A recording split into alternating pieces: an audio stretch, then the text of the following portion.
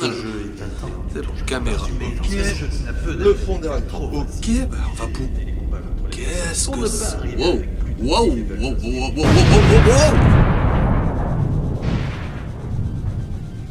Yo, la Yoshi Family, c'est Yoshikera. En tout cas, j'espère que vous allez bien de ma part. Ça va super. Et aujourd'hui, on se retrouve pour 4 astuces pour comment ne pas s'ennuyer sur Pokémon Let's Go Evoli, Let's Go Pikachu. Comme vous le savez, Pokémon est un jeu pour les enfants et il n'est pas forcément reconnu par sa plus grande difficulté. Ce nouvel opus qui est sur la Nintendo Switch ne déroge pas à la règle. Alors si tu n'as pas commencé le jeu ou bien tu as envie de le recommencer pour le rendre un petit peu plus difficile, mais vraiment un petit peu, alors cette vidéo, elle est faite pour toi mon petit Yoshi. Le bourrinage du starter. Que ce soit Pikachu ou Evoli, votre starter a automatiquement ses IV parfaits. Et vu qu'il n'y a pas de V, votre compagnon de départ sera un monstre dès le début de la partie. Je vous conseille donc de minimiser l'utilisation de votre starter, voire même de ne plus l'utiliser après être rentré dans l'arène d'Argenta. Voyager et prendre son temps.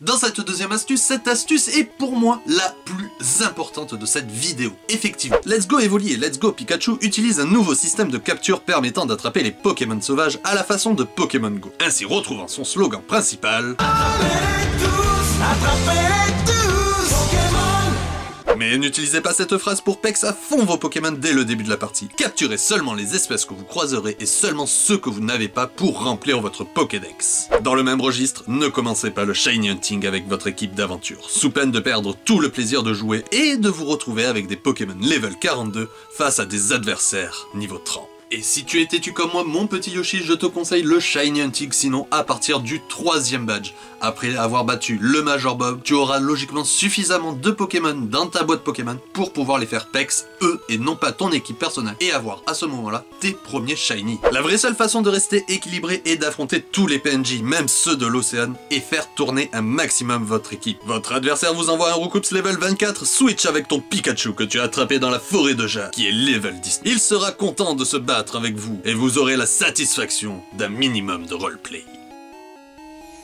Le dopage, c'est mal. Comme vous le savez, dans tous les sports, le dopage est très sévèrement puni. Et c'est aussi le cas dans le jeu. En dopant vos Pokémon de multitudes de bonbons classiques ou bien de leur espèce, cela accroît considérablement leur puissance en termes de statistiques. Un Chétifleur level 7 peut avoir largement de meilleures stats qu'un Caninos level 20, et lui foutre une branlée d'enfer. Mais ce n'est pas tout. Quand celui-ci atteindra théoriquement le niveau moyen de ses adversaires, vous allez avoir un titan entre les mains, et vous perdrez tout plaisir de battre quelconque dresseur. L'argent. Afin de retrouver une sensation de pauvreté dans ce jeu, partez du principe que vous avez seulement au départ de votre jeu 2500 Pokédollars. Et utilisez seulement l'argent que vous remporterez en battant uniquement les champions d'arène ainsi que leurs dresseurs présents dedans. Et servez-vous uniquement de cet argent pour vous payer les objets de soins, les pierres évolutives si besoin est, ainsi que les CTA Céladopol. Mais gardez le reste en économie, ne vendez ni perles ni pépites, et dites-moi en commentaire si vous utilisez cette méthode, avec combien d'argent avez-vous fini le jeu avant d'affronter le Conseil 4.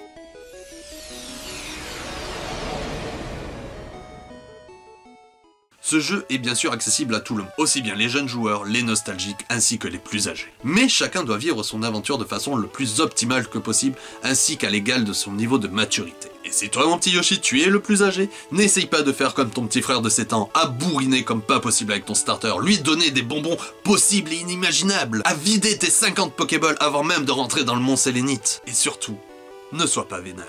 Voilà les amis, en tout cas j'espère que cette vidéo vous a plu. Si c'est le cas, n'hésitez pas à mettre le petit pouce en l'air qui fait toujours plaisir, à me suivre sur les différents réseaux sociaux. C'était une toute première façon écrite ainsi sur ce format, donc dites-moi en commentaire ce qui vous a plu, ce qui vous plaît le moins.